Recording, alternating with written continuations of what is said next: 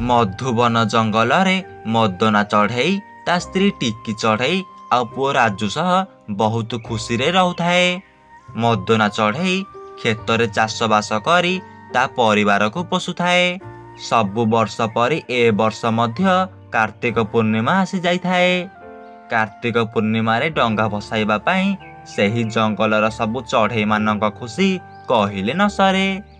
आरे शुणुछ काली कार्तिक पूर्णिमा गल गल बजार रो मो पई भल डंगाटे किणी आनिबो। आरे मु परा एबे काम को बाहरलिनी राजू को कहले हेबनी। हौ रुह से बालुंगाटा केउटे खेलुथिबो ताकू डंगा किणी आनिबा को पठेई देउछि। एहा कही मदना चढ़ई ता पुओ राजू पाखकू चली जाए।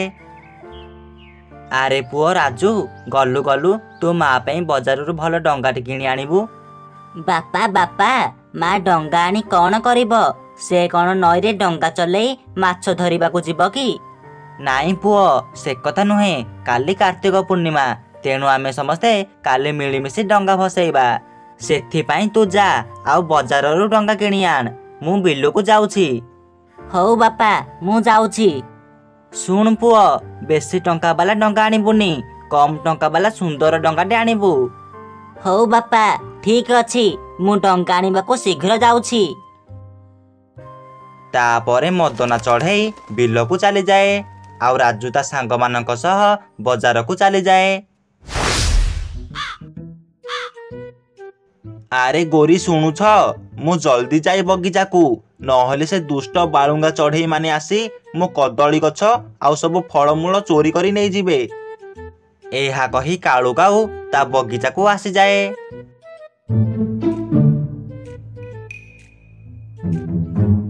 आरे काई एठी तो किए किछि देखा जाउ नाहंती।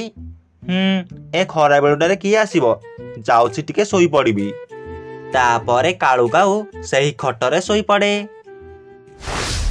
सेपटे राजू आउ ता सांग माने बजार रे पहुंची देखिले जे सबु डंगा सरी जाइछि, आउ मात्र गोटिए दुकान रे ही किछि डंगा बाकी अछि।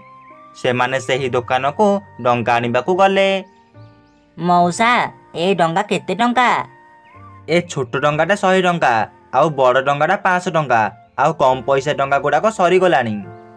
आरे सांग माने मो बापा तो कहिले कम पैसा डंगा आनिबाकू, हेले एठी तो सब 100 टंका उपरे, मु एबे कौन करिवि? मौसा एते डंगा कौन कहूच जे? एबे तो तम बेपार शेष पटिया हेलानी, आमको से डंगाटा कम टंका रे देउन। ए पुआ तू गाँव आईछु आउ किछि कमा कमी नाही, नबु जदि ने नहले जा। तापरे से माने सेठू चली आसी गोटे गछ उपरे बसंती। आरे सांग तो मन दुख काई करूछु? मो माँ मते कदली पटुआ डंगा तैयारी करिबार शिखेई देइछंती, मु तो पई कदली पटुआ डंगा तैयारी करि देबी। आरे चिंटू कदली पटुआ डंगा तैयारी करिबा पई कदली गछ तो दरकार, हेले आमे एबे कदली गछ केउठू पाइबा? आरे कालू मौसांक परा कदली गछ बगीचा अछि, चालो सेठाकू जिबा आउ कदली गछ को आनी सेथिरे डंगा तैयारी करिबा। हाँ हाँ चालो सेठाकू जिबा। तापरे से माने कालू मौसार कदली बगीचा आड़कू चलिले।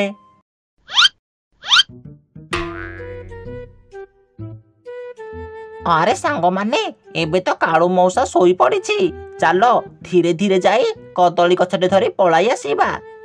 हाँ हाँ एइडा ठीक समय। बंटी तू जा से सेव गछ ऊपर बसी देखुथुबु, कालू मौसार निद भांगिले आमको जणाई देबु। हाँ हाँ सांग माने मु तुमको जणाई देबी, तमे शीघ्र तम काम रे लागि बड़। तापरे बंटी पारा सेव गछ ऊपर को चली गला, आउ सेपटे चिंटू आउ राजू कदली गछ कटारे लागि गले। आरे खाली कण एठी बसी रहिबी, ए सेव गुड़ी को देखी मते बहुत भोक हेलानी, जाउछि किछि सेव को खाई चलीबी। एहा कही बंटी पारा गोटे सेव को ता थंटरे तोलिबा समय रे हठात सेवटी खसी तले सोईथिबा कालू मौसार मुहरे पड़ीगला, आउ सेते बेले कालू मौसार निद भांगी गला। अरे किए रे, किए मते टेका मारला? अरे किए सेठी? कालू मौसा एपटे सेपटे बुली चाहिए। ठीक सेतिकी बेले तले पड़ीथिबा सेवरे तांको आखि पड़िला। ଆଉ ସେ ଉପରକୁ ଅନାଇ ଦେଖିଲା ବେଳକୁ ବଣ୍ଟି ପାରା ଅଛି। ଆରେ ହେ, ଏ ବାଳୁଙ୍ଗା ଚଢ଼େଇ ଯାକ ପୁଣି ଆସିଗଲେ। ରହ ରହ, ତତେ ପାନେ ଦେଉଛି, ରହ। କୁଆଡ଼େ ଯିବୁ ରହ। ଆରେ ମୁଁ ଇଏ କ'ଣ କଲି? ଏବେ ଏ କାଳୁ ମଉସା ମତେ ଦେଖିଦେଲା। ଆମେ ଆଜି ମଲୁ। ଜଲ୍ଦି ଉଡ଼ି ଚାଲ ରେ ବାପା, ଜଲ୍ଦି ଚାଲ। ଏହା କହି ବଣ୍ଟି ପାରା ସଙ୍ଗେ ସଙ୍ଗେ ସେଠୁ ଉଡ଼ି ଚାଲିଗଲା। ଆରେ ରହ ରହ, କୁଆଡ଼େ ଯିବୁ ରହ। ମୋ ସେଓ ଖାଇଛୁ, ସେଓ ପଇସା ଦେଇକି ଯିବୁ। ରହ, କୁଆଡ଼େ ଯିବୁ ଦେଖିବା, ରହ।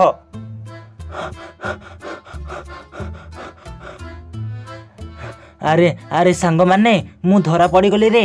ସେ କାଳୁ ମଉସା ମତେ ଦେଖିଦେଲା। ସେ ଆମକୁ ଏବେ ଗୋଡ଼ାଉଛି। ଜଲ୍ଦି ଉଡ଼ି ଚାଲ, ଜଲ୍ଦି ଉଡ଼ି ଚାଲ। ତାପରେ ସେମାନେ କଦଳୀ ଗଛକୁ ଧରି ସେଠୁ ଉଡ଼ି ଚାଲିଲେ। ଆରେ ଆରେ ଆରେ ଆରେ, ମୁଁ କଦଳୀ ଗଛ ବି ନେଇଗଲ। ତମକୁ ଜମା ଛାଡ଼ିବି ନାହିଁ। ରୁହ ରୁହ, କୁଆଡ଼େ ଯାଉଛ, ରୁହ। ଆରେ ଚାଲ ରେ ଚାଲ, ସେ ବୁଢ଼ା ମଉସା ଆମକୁ ଜମା ଧରି ପାରିବନି। ହେ ହେ। ଆରେ ତମକୁ ଜମା ଛାଡ଼ିବି ନାହିଁ ରେ। ଆରେ ରୁହ, ଆରେ ରୁହ। ଆରେ ଭାଇମାନେ, କିଏ ତାଙ୍କୁ ଅଟକାଅ।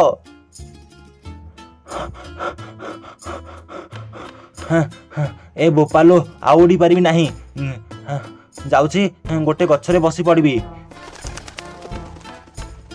ହଉ ରେ ବାଳୁଙ୍ଗା ଦଳେ, ତମେ ମୋ କଦଳୀ ଗଛକୁ ଚୋରି କଲ ନାହିଁ।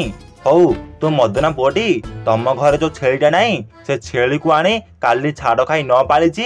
ମୋ ନା କାଳୁ କାଉ ନୁହଁ। ହଁ, ଆରେ ସେପଟେ ରାଜୁ ଚଢ଼େଇ ଆଉ ତା ସାଙ୍ଗମାନେ କଦଳୀ ଗଛରୁ କଦଳୀ ପଟୁଆ ଡଙ୍ଗା ତିଆରି କରି ତାଙ୍କ ଘରକୁ ନେଇ ଚାଲିଲେ। ଆରେ ପୁଅ, ତୁ ଏତେ ବଡ଼ ଡଙ୍ଗାଟେ କ'ଣ ଆଣିଲୁ? ବାପା କହିଥିଲେ ପରା କମ୍ ପଇସା ଡଙ୍ଗାଟେ ଆଣିବୁ ବୋଲି। ମା, ମୁଁ ଏ ଡଙ୍ଗା କିଣିନି। ଆମେ ସବୁ ସାଙ୍ଗମାନେ କାଳୁ ମଉସାର ବଗିଚାରୁ କଦଳୀ ଗଛ କାଟି ସେଥିରୁ କଦଳୀ ପଟୁଆ ଡଙ୍ଗା ତିଆରି କରିଦେଲୁ। ଆରେ ସେ କାଳୁ କାଉ ଭଲ ପକ୍ଷୀ ନୁହଁ। ତା ବଗିଚାରୁ କାହିଁକି ଗଛ କାଟିଲ? ହଉ, ତୁ ଆଉ ଏମିତି ଭୁଲ କେବେ କରିବୁନି। ହଉ ମା, ମୋର ଭୁଲ ହୋଇଗଲା। ମୁଁ ଆଉ ଏମିତି ଭୁଲ କେବେ କରିବିନି। ଧୀରେ ଧୀରେ ସନ୍ଧ୍ୟା ବେଳ ହୋଇଗଲା। ମଦନା ଚଢ଼େଇ ବିଲରେ କାମ କରି ତା ଘରକୁ ଆସିଲା। ଆରେ ପୁଅ ରାଜୁ, ମୁଁ ତତେ କହିଥିଲି ଡଙ୍ଗା ଆଣିବାକୁ। ତୁ ଡଙ୍ଗା ଆଣିଲୁ କି ରେ? ହଁ ବାପା, ମୁଁ ଡଙ୍ଗା ଆଣିଛି ହେରି। ହଉ ଠିକ ଅଛି। ହେଇଟି ଟିକି, ମୁଁ ଏବେଠୁ ଶୋଇପଡୁଛି। କାଲି ଭୋର ସକାଳୁ ମତେ ଉଠେଇ ଦେବ। ସମସ୍ତେ ମିଶିକି ଡଙ୍ଗା ଭସାଇବାକୁ ଯିବା। ଏମିତି ଧୀରେ ଧୀରେ ରାତି ପାହିଲା। ସବୁ ପକ୍ଷୀ ଭୋର ସକାଳୁ ଉଠି ସେହି ଜଙ୍ଗଲର ନଦୀ କୂଳରେ ପହଞ୍ଚିଗଲେ। ଆଉ ସମସ୍ତେ ଡଙ୍ଗା ଭସାଇ ଗୋଟେ ସ୍ୱରରେ କହିଲେ, ଆକାମା ବଇ ପାନ ଗୁଆ ଥୋଇ, ପାନ ଗୁଆ ତୋର, ମାସକ ଧର୍ମ ମୋର।